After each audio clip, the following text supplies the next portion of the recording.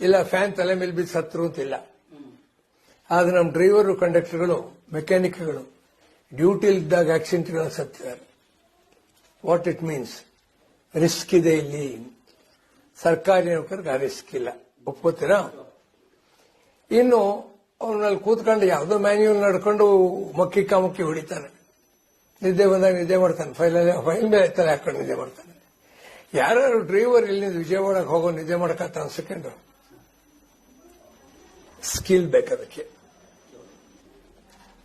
ಅದರಿಂದ ಯಾವುದೇ ರೀತಿಯಲ್ಲೂ ಸಾರಿಗೆ ನಿಗಮದ ಕೆಲಸಗಾರನ್ನ ಸರ್ಕಾರಿ ನೌಕರಿಗೆ ಹೋಲಿಸಬೇಡಿ. ಆಗ ಹೋಲಿಸಿದ್ರೆ ಸಾರಿಗೆ ನಿಗಮ ನೌಕರಿಗೆ ಅವಮಾನ ಮಾಡ್ತಾನೆ ನೀವು. ಇವತ್ತು 1,10,00,000 ಜನರಿಗೆ ಚಾಲನೆ ಕೊಡ್ತೀವಿ ಈ ರಾಜ್ಯದಲ್ಲಿ ಒಂದು ದಿವಸದಲ್ಲಿ. ನಮ್ಮ driver, conductor we are proud about them. ಅತ್ಯಂತ ಹೆಚ್ಚಿನ ವೇತನ ಇವರಿಗೆ ಬರಬೇಕು ಈ ಸಮಾಜದಲ್ಲಿ. ಇದು ಆನೆಸ್ಟ್ ಆಗಿ ನಮ್ಮ ನಂಬಿಕೆ. Because of the skill and risk involved. ಆ ಸಮಾನವಾದಂತೆ ಯಾಕೆ ಹೋಗಬೇಕು? ಜಾಸ್ತಿ ಕೇಳ್ತೀವಿ ನಾವು, ರೈಟ್? ಒಂದು. ಎರಡನೇದು, ಇವಾಗ ನಮ್ಮಲ್ಲಿ ಜಾಸ್ತಿ ಕಲೆಕ್ಷನ್ ಆಗುತ್ತೆ, ಪರ್ಸೆಂಟೇಜ್ ಬರುತ್ತೆ, ಇನ್ಸೆಂಟಿವ್ ಬರುತ್ತೆ. ಉದಾಹರಣೆಗೆ ಹೆಣ್ಮಕ್ಳದ್ದು ಸಾಕಷ್ಟು ತುಂಬಿಕೊಂಡು ಹೋಗ್ತೀವಿ ಓವರ್ಲೋಡ್ ಮಾಡಿಕೊಂಡು. ಗೌರ್ಮೆಂಟ್ ರಿಯಂಬರ್ಸ್ ಮಾಡಬೇಕು, ಅದೆಲ್ಲ ಒಂದು ಇನ್ಸೆಂಟಿವ್ ದುಡ್ಡು ಬರ್ತದೆ. ಸರ್ಕಾರದಲ್ಲಿ ಇನ್ಸೆಂಟಿವ್ ಇಲ್ಲ. ನಿದ್ದೆ ಮಾಡಕ್ಕೆ ಇನ್ಸೆಂಟಿವ್ನ? ಇಲ್ಲಿ ಹೆಚ್ಚಾಗಿರಬೇಕು ಇನ್ಸೆಂಟಿವ್. ಇನ್ನು ಓವರ್ ಟೈಮ್ ಇದೆ ಇಲ್ಲಿ. MTW ಆಕ್ಟ್ ಪ್ರಕಾರ ಬಿಯಾಂಡ್ 8 hours ವರ್ಕ್ ಆದ್ರೆ ಓವರ್ ಟೈಮ್ ಕೊಡಬೇಕು ಅಂತ. ನಿಜ, ಅವರು ಇವಾಗ 5 hour ಓವರ್ ಆದ್ರೆ ಓವರ್ ಟೈಮ್ ಆದ್ರೆ 3.5 ಗಂಟೆ ಕೊಡ್ಬೋದು. ಬಟ್ ಆ ಕಾನ್ಸೆಪ್ಟ್ ಇದೆ, ಓವರ್ ಟೈಮ್ ದುಡ್ಡು ಬರುತ್ತೆ. ಸರ್ಕಾರದಲ್ಲಿ ನೋ ಓವರ್ ಟೈಮ್ ಬೇಕಾಗಿದೆ, ಈ ಕ್ವಾಲಿಟಿ ಇದು. ಅದರಿಂದ ಸರ್ಕಾರಿ ನೌಕರು. ಆಮೇಲೆ ಇನ್ನೊಂದೇನು, ಸರ್ಕಾರಕ್ಕೆ ಹೋಗ್ಬಿಟ್ರೆ, ಇವಾಗ ಆಂಧ್ರದಲ್ಲಿ ಹೋಗಿದೆ, ಅಲ್ಲಿ ಎಕ್ಸ್ಪ್ಯಾನ್ಷನ್ ಇಲ್ಲ. ವರ್ಷಕ್ಕೆ 3,000 ಪರ್ಮಿಷನ್ ಏನೋ ಮಾಡ್ತಾರೆ ಪ್ರೈವೇಟ್ನವ್ರಿಗೆ ದುಡ್ಡು ಇಸ್ಕೊಂಡು. ಇಲ್ಲಿ ಆನ್ಯುಯಲ್ ಗ್ರೋತ್ ಪ್ಲಾನ್ ಇದೆ.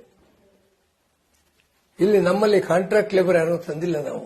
ಸರ್ಕಾರದಲ್ಲಿ ಕಾಂಟ್ರಾಕ್ಟ್ ಲೇಬರ್, ನೀವು ವಿಧಾನಸೌಧದಲ್ಲಿ ಹೋಗಿ ವಿಚಾರಿಸಿ. ಇಲ್ಲಿ ಯಾರು ನಾನು ಕಾಂಟ್ರಾಕ್ಟ್ ಲೇಬರ್ ಇಲ್ಲಿ?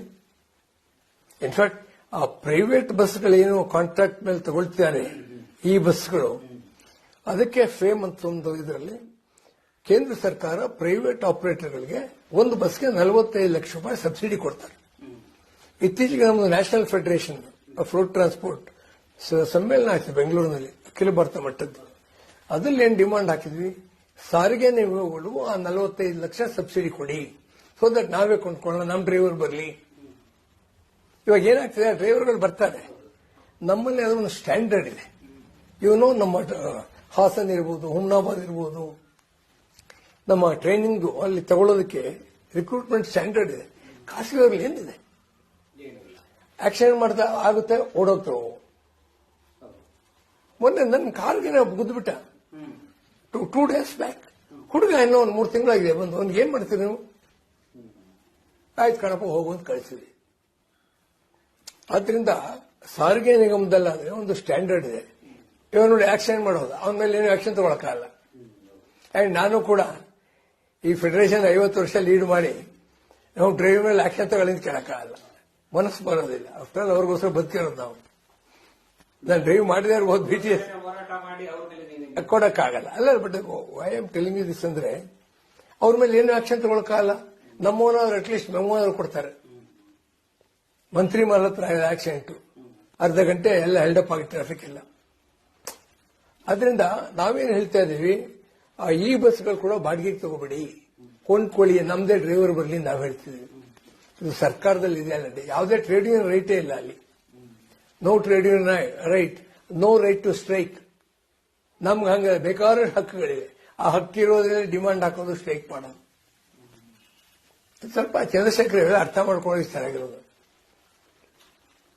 ಸರಿ ಸರ್, ಈಗ ಸರ್ಕಾರ ನಿಮ್ಮ ಒಂದು ಅನಿರ್ದಿಷ್ಟಾವಧಿ ಹೋರಾಟಕ್ಕೆ ಸ್ಪಂದಿಸದೇ ಹೋದ ಪಕ್ಷದಲ್ಲಿ ನಿಮ್ಮ ಮುಂದಿನ ಹೋರಾಟದ ಹೀಗಿರುತ್ತೆ? ನೀವು ಹೇಳಿದ್ ಹೆಂಗಿದೆ ಅಂದ್ರೆ, ಯಾವತ್ತೋ ಒಂದು ತಿಂಗಳಾದ್ಮೇಲೆ ಜ್ವರ ಬರ್ಬೋದು ಅಂತ ಹೇಳಿ ಇವತ್ತೇ ಆಂಬ್ಯುಲೆನ್ಸ್ ಮನೆ ತಟ್ಕೊಂಡಂಗೆ. ನಾನು ಹೇಳಿದ ಒಂದು ಬಾಯಿ ಕಾರ್ಮಿಕ ಇದನ್ನು ನೋಡಿ, ಅದಕ್ಕೆ ಬೇರೆ ಅಬ್ಜೆಕ್ಷನ್. ಒಂದು ಚಂದ್ರಶೇಖರ್ ಕಾರ್ಮಿಕ ಅಂತ ಕರೀತಾರೆ. ಅರೆ, we are industrial workers, we are covered in industrial dispute act. Industrial dispute act ಅಲ್ಲಿ ಎಂಪ್ಲಾಯಿ ಅಂತ ವರ್ಕರ್ ಅಂತ ಇರೋದು 2A ನಲ್ಲಿ. ಅದರಿಂದ ಅವ್ರಿಗೆ ಆ ಕಾನೂನು ಗೊತ್ತಿಲ್ಲ. ಆ ವರ್ಕರ್ ಅಂದ್ರೆ ನಮ್ಗೆ ಹಕ್ಕು ಬರೋದು, ಸ್ಟ್ರೈಕ್ ಮಾಡೋ ಹಕ್ಕು ಗೊತ್ತಾಯ್ತಲ್ಲ. ಇದರಲ್ಲಿ ಒಂದು ಬಹಳ ಮುಖ್ಯವಾದ್ದೇನಪ್ಪ ಅಂತ ಹೇಳಿದ್ರೆ, ಒಂದು ಭರವಸೆ ಮೇಲೆ ನಾವು ಯಾವಾಗಲೂ ಇರ್ತೇವೆ. ಮತ್ತೆ ಸರ್ಕಾರ ಕೂಡ ನಮ್ಮ ಹೋರಾಟವನ್ನು ಮುರಿದು ನೀವು ಕೊಡೋದೇ ಇಲ್ಲ ಅಂತ ಹೇಳ್ಕೊಂಡು ಅವ್ರು ಸಾಧನೆ ಮಾಡೋದೇನೇ ಇಲ್ಲ. 1.25 ಲಕ್ಷ ಜನ 8-5 ಒಂದು ಫ್ಯಾಮಿಲಿ, ಇಷ್ಟು ಜನರನ್ನ ಎದುರಾಕೋತಾರೆ ಅವರು. ಎದುರಾಕಲು ಅವಶ್ಯಕತೆ. ಆಫ್ಟರ್ ಆಲ್ ಹಿಂದೆ ಇದೇ ಸೆಟಲ್ ಮಾಡಿದ್ರೆ ಬಹಳ ಕಷ್ಟದ ಪರಿಸ್ಥಿತಿ ಇದೆ. ಪರ್ಸನಲ್ ಆಗಿ ಅವಾಗ ವಿದೇಶಕ್ಕೆ ಹೋಗಬೇಕಾಗಿತ್ತು. ಆ ಸಂದರ್ಭದಲ್ಲಿ ಮನೆ ಕರೆದು 9:30 ಮಾತಾಡಿ ಸೆಟ್ಲ್ ಮಾಡಿದ್ದಾರೆ. ಅಂದ್ರೆ ನಾನು ಅದು ಹೇಳಿದ್ರೆ all that I can says ಸಬ್ ಕೋ ಸನ್ಮತಿ ದೇ ಭಗವಾನ್ ಅಷ್ಟೇ, ಇನ್ಕ್ಲೂಡಿಂಗ್ ಚಂದ್ರಶೇಖರ್.